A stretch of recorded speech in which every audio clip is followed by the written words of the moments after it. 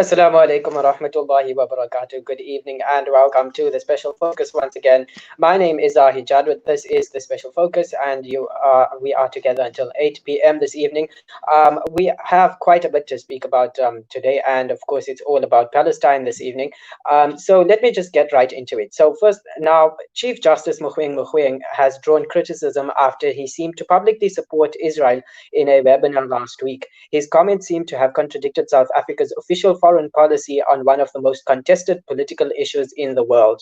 Pressure is now mounting from organizations and political parties for the Chief Justice to apologize for his sentiments. In an open letter to Chief Justice Mogoeng Mogoeng, his longtime acquaintance, Professor Ziyad Motala, described the comments as misinformed, repugnant, and disgraceful. He joins us now live from Washington, D.C. in the United States of America. Assalamu alaikum rahmatullahi wa barakatuh, Professor Ziyad Motala, and welcome to the show. Wa alaikum salam, Zahid. Thanks for having me on your show. Indeed, it is a pleasure to have you on the show as well. Now, firstly, I want to, before we get any deeper into this conversation, what are your thoughts on the comments which were made by Chief Justice Mogoeng Mogoeng during a webinar last week? The Chief Justice comments were very incendiary. He conveyed himself as a defender of scripture. Many in the Christian faith will say a perverse interpretation, but I'm not qualified to make that judgment. I'm more concerned about him straying away from his role as a protector of the Constitution. And to behave in such a cavalier and a reckless way on such a platform, having known Chief Justice Mogoeng for such a long time, I find it particularly astounding. He dragged his prestige down, and more importantly, he dragged down the prestige of the office of the Chief Justice. In terms of magnitude, it's quite a large magnitude, in some ways akin to Donald Trump's disregard of the United States Constitution. And I do understand that your friendship with the Chief Justice, if we could describe it as such, goes back a very long time. I think it spans a few decades, in fact. Is this something you would have expected from the Chief Justice? So I've known Chief Justice Mogoeng for over 3 decades. We were in law school together. And as a student, he showed profound consciousness about the oppressed and the exploited. He had great empathy for human rights and for the rights and advancement of the marginalized. We have conversed on a variety of subjects with regard to human rights, and in the main, we share the same sentiments with regard. I've differed with him with regard to some of his opinions on the court, and that is a legitimate difference of opinion that jurists can have. But in terms of his heart and his commitment to human rights, I never doubted that. The statement I found particularly shocking and appalling, and no words can describe how surprised I was. Indeed. And for the listeners as well, just remember that you can actually engage with us tonight on this topic, and whatever it is on your mind. If you have questions for our guests as well, please do send them through to our WhatsApp number. That's 061-766-0355. Alternatively, you can tweet and tag at Zahid or at Salam Media, and please don't forget to use the hashtag The Special Focus. Now, Professor Motala, in a recently published open letter to Chief Justice Mogoeng Mogoeng, that message, that letter actually went quite viral. And so you wrote, and I quote, "Your comments on Israel on the online platform on the 23rd of June were misinformed, repugnant, and disgraceful. I am sharing my views on what for me were mind-numbing comments." So why is that, Professor Motala? Let's understand Chief Justice Mogoeng's comments in relation to the Constitution. There are 2 problems with regard to his comments. First is the substance of his comments that show a disregard for human rights, and more particularly, the Constitution of South Africa that says that we must understand human rights in relation to international law, more specifically international human rights. And that is a constitutional imperative that we find enshrined in the Constitution. The second problem with regard to Chief Justice Mogoeng's behavior is he overstepped the line by wading into a political matter that the judiciary should not be involved in. And in that regard, he violated the principle of separation of powers. It is an enshrined principle that we find in mainstream democratic international practice, that where we are talking about matters of a political nature, and more specifically matters that pertain to foreign relations, that is a function that belongs to the co-equal branches of government, namely the legislature and the executive branch, and more specifically, it belongs to the executive branch of government. There are principles in the South African Judicial Code that also speak to the issue, that call upon the judiciary to, so to speak, stay in their lane, and that is an ethical imperative that the judiciary should be bound by. With regard to the disregard for human rights, what Chief Justice Mogoeng was basically saying is that I'm not going to be guided by international human rights with regard to how I judge the merits of this particular situation. Instead, I'm going to look to my scripture and my particular understanding and interpretation of my scripture, and I'm going to make a judgment with regard to whether I am going to critique the conduct of Israel based on my understanding of my scripture. So that raises an additional concern. When we talk about a democratic plural state in mainstream democratic international practice, it behooves every judge to adhere to the principle of separation between church and state. In a multicultural, diverse society, people partake of many different religious beliefs, many different religious orientations, and some might not believe in religion at all. It is absolutely imperative that when a judiciary renders an understanding or an interpretation of human rights, they do so against the background values that are enshrined in the Constitution. And the Constitution is very categorical in spelling out that in understanding what is fundamental human rights, we refer to international human rights as contained in treaties, as contained in customary international law, as contained in peremptory norms of international law, as contained in the pronouncements of the International Court of Justice, and various other institutions. And when we take a look at that body of international law, there are myriad pronouncements with regard to Israeli atrocities, with regard to Israeli violations of human rights, in terms of Israeli violations of the Geneva Conventions on the laws of warfare. We are more specifically right now looking at a situation where Israel is about to engage in a conduct that constitutes a clear violation of the Geneva Conventions on the laws of warfare. Annexation of property in times of conflict is a line that is prohibited under the Geneva Conventions on the laws of warfare. So that is the moral dimension with regard to his pronouncements and my comment with regard to his pronouncements. And so, understandably, we could. An important point which you mentioned was that, as a judge, judges should actually stay in the lane. The judiciary should stay in the lane. And what Chief Justice Mogoeng done was actually overstep the boundary and went into politics. Now, although there has been a massive outcry in response to his statement, some have argued that the Chief Justice is entitled to holding his own opinion, just like any other person is. So, what's your response to this? Do you agree with people who say so? So the Chief Justice is entitled to his legal opinion. The problem is when he expresses his opinion in a manner that does not comport with the Constitution and with the Judicial Code. That is the problem. Now, I think it behooves us to refer to the pertinent parts of the Code of Judicial Ethics. More specifically, Article 12(1)(b) states that a judge must not, and I'm quoting, unless it is necessary for the discharge of judicial office, become involved in a political controversy or activity.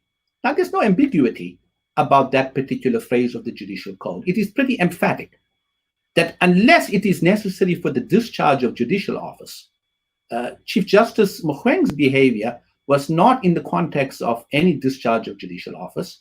And undoubtedly, I mean, there are times where we can debate about whether a statement is political or legal.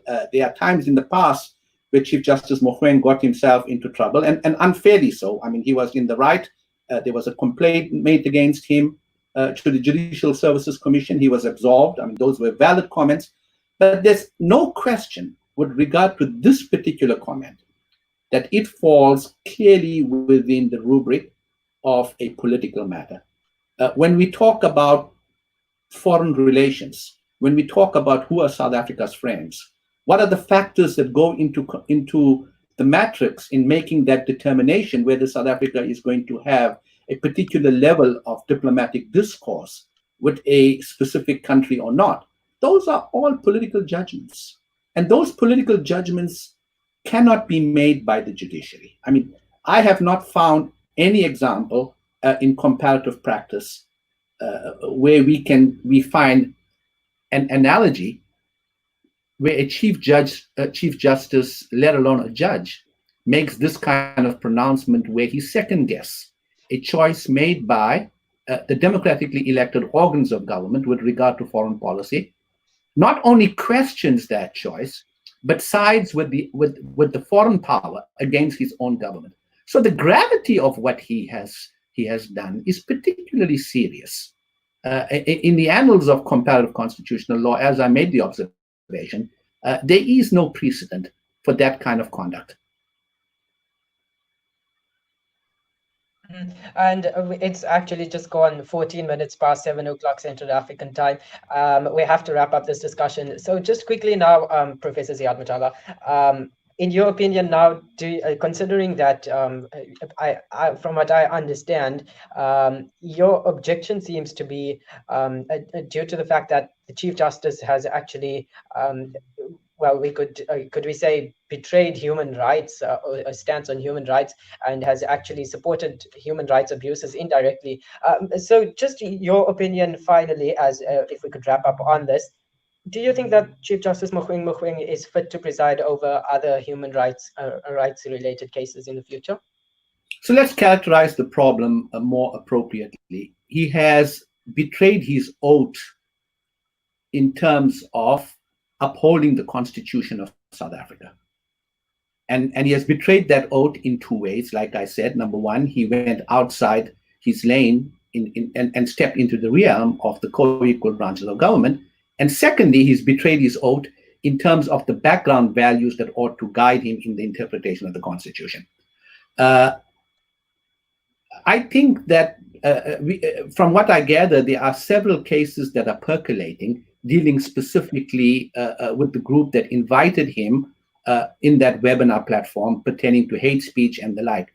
I think it would behoove him undoubtedly to recuse himself from those cases if the Constitutional Court ventilates over those particular cases. With regard to the broader question of human rights, I think that he needs to answer to the Judicial Conduct Committee. I hope that an inquiry is opened where he is given an opportunity to clarify what he is saying. And if he adheres to the posture that he's going to be guided by the scriptures as opposed to the imperatives of the Constitution, then I think he is severely compromised in terms of presiding over matters pertaining to human rights. Okay, 16 minutes past 7 o'clock Central African time. Unfortunately, that's where we will have to leave it for this part of the discussion. So we'll take a quick ad break. But before that, let me just thank you, Professor Ziyad Motala. Thank you for your time, and thank you for joining us this evening. It's a pleasure, and thanks for having me on.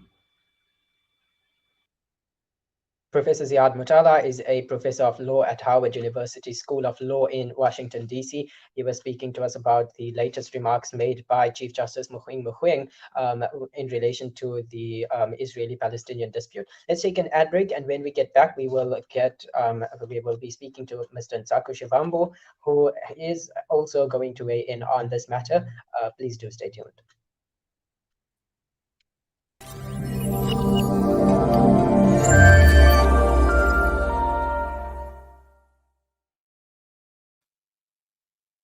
With over 80 years of experience, IG Hussein and Company are renowned for their quality Islamic wear and goods. IG Hussein and Company stock a variety of Islamic items, musallas, kitabs, Medina dates, perfumes and exclusive gifts. We guarantee you a unique and friendly shopping experience for the entire family. Visit our new branch in Overport at 202 Kenilworth Park, Brickfield Road. Open 7 days a week with ample parking and wheelchair friendly. Like us on Facebook or Instagram at IG Hussein for our latest promotions and updates. IG Hussein and Company, your Islamic lifestyle. Never before has humanity faced a pandemic like the COVID-19 virus. The World Health Organization has declared the coronavirus outbreak as a global pandemic. Penny Appeal believes in prevention being the cure, and we remain firm in standing by our commitment to support and help those in need. The border have closed, so are very, very affected. So they are lacking in the supplies. I hope government can find a solution. Our response is to provide hardship grants to those experiencing a loss in income in the months to come, and hygiene kits for the vulnerable at home here in South Africa and Syria and Palestine. Show compassion in the midst of crisis. Donate to our coronavirus emergency appeal now. Be proactive. Be aware. Help save a life. Donate today. Call 031 11 00 573 or donate via www.pennyappeal.org.za. Penny Appeal. Small change, big difference.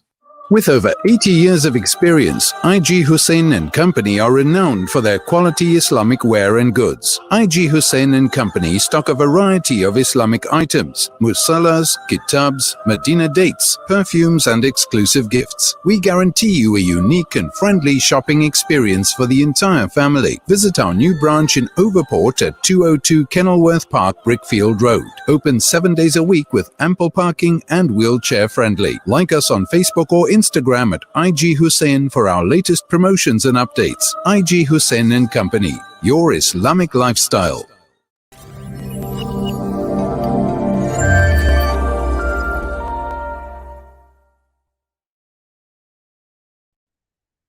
Welcome back to the Special Focus. My name is Zahid, Jadwat, and we are together right here on Salam Media right until 8 p.m. this evening. Now we are discussing the latest remarks which were made by the Chief Justice, Mr. Mogoeng Mogoeng. Quite a bit of outcry, but at the same time, there are people who have defended or come to the defense of the Chief Justice. And so one of those people who has, one of those people is Mr. Nsako Shivambu. He has actually written an article, in fact, in which he says that debate around Israel should not be silenced, as Israel is important to us all as South Africans. And he joins us now on the show. Thank you for joining us and welcome to the show, Mr. Nsako Shivambu. Thank you, sir. Thank you to your listeners.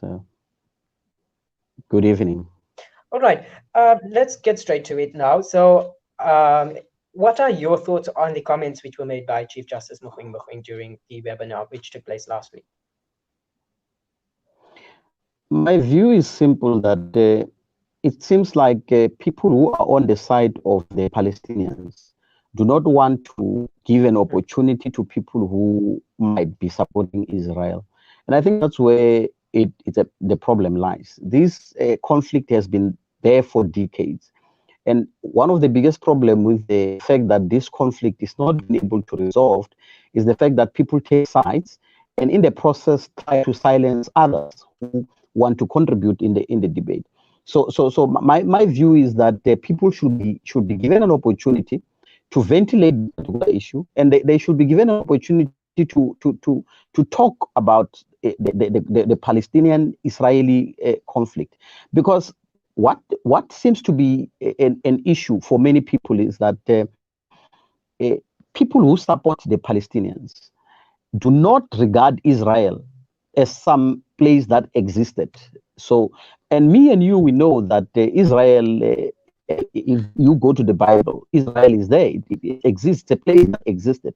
We might talk about territories and other issues, but the fact that that particular area existed, it's an opportunity for all of us to start debating as to say, how do we make sure that the Israelis and the Palestinians live in peace and harmony, instead of certain faction taking sides and continuously you have people who are suffering due to this particular narrative that seeks to silence people who wants to talk about this particular conflict, especially those who sides with the Israelis. And now, in this article which you've written for Positive News, which is an online news source, and so you've written, and I quote, "The South African narrative driven by the ruling party, which is the ANC, is that Israel is an apartheid state." Now, Mr. Ntako, many people would back this narrative by citing the various human rights abuses perpetrated by Israel, the state of Israel, against Palestinians on a daily basis, or nearly on a daily basis. So what's your response to this? What's your response to people who cite the human rights abuses perpetrated by Israel? You see, the conflict in Israel does not need the individuals that look at instances in television and other places to make up or form an opinion. You will have known, you will know there are instances where parents in the Palestinian territory then send small children with bombs to the Israel territory. And the soldiers have to in the Israel side, they have to act their citizens. That's reality. Much as there are elements in Israel who commit atrocities against the Palestinian or the Palestinian territory. But we must not shy away on the side of certain elements within Palestine which seeks to go to Israel and cause havoc. So that we must also put in mind. But we must say these things.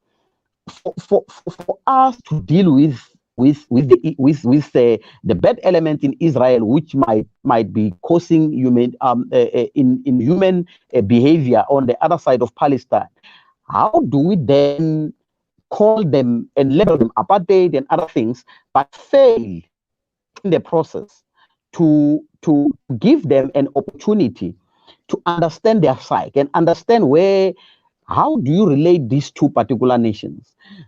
And people, as we speak and talk about these things, there is one factor that, it's quite important in the history of Israel and Palestine. All these people are people of the same ancestry. So these are people of the same ancestry. They all look up to Abraham as forefather. So this particular fact should not escape many people, and it's something that we need to engage on, to say these are children of the same father who have taken it upon themselves to fight over a land. So what we should be talking about is how do we then put these two children of the same father together to find an amicable solution so that they live together in peace and harmony. Because what makes them, differ is the fact that they believe in a certain form of deity, and the other one believes in a certain form of deity. So the other one will say, I believe in Islam. The other one will say, I believe in Judaism. But all in all, they look up to Abraham as their forefather. And I guess we have much more which we could speak about, but just quickly and to wrap up this discussion, you might want to weigh in on the planned annexation of a portion of the West Bank, which is planned to take place over the course of the next few weeks or months, or whatever time it does take eventually. You might want to comment on that as well.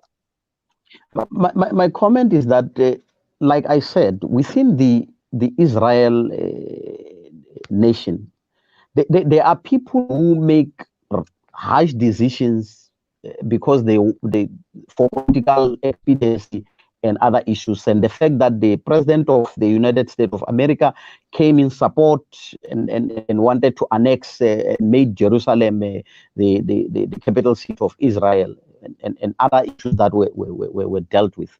But I think what the approach here should be that the nations like South Africa and many African nations particularly, who looked up to Israel as a center for their religion and center where they believe that the God has given that particular land as a holy land, should weigh in and start to talk to Israel in an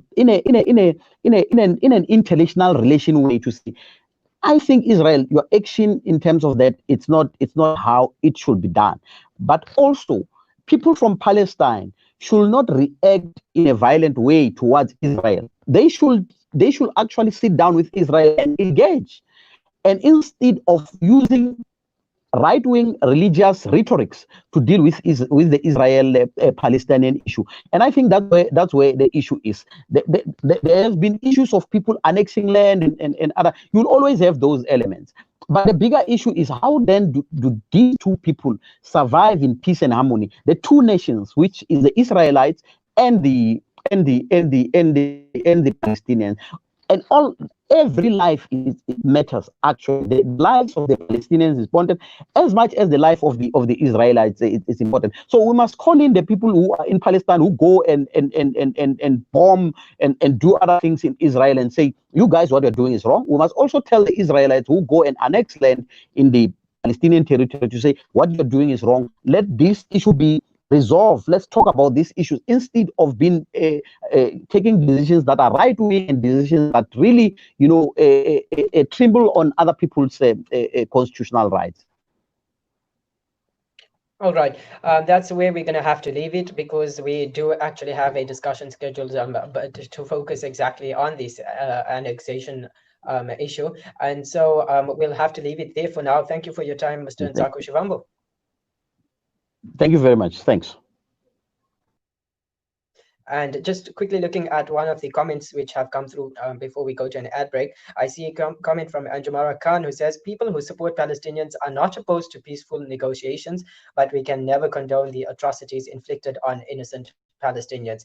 And if you as the listener would like to comment and weigh in on this discussion, please do feel free to do so. Remember, you can tweet and tag @SalamMedia using the hashtag #TheSpecialFocus, or you can send a WhatsApp message to 0617660355. For now, let's take a quick ad break, and then when we get back, we will have a discussion around the annexation of a portion of the West Bank. Please do stay tuned.